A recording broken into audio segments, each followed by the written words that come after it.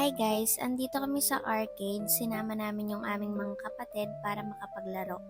Nagbili kami ng mga coins at agad-agad sinubukan na namin ang iba't ibang mga games.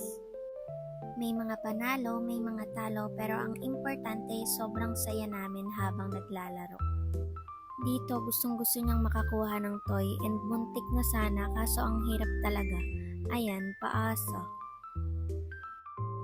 Ang dami ring tawanan at asaran kahit simpleng arcade lang ang pinuntahan namin. Super memorable nang naging banding namin bilang magkakapatid. Maganda din talaga guys na nagkakaroon ng ganitong mga moments yung magkakasama lang kayo at nag-e-enjoy sa isa't isa.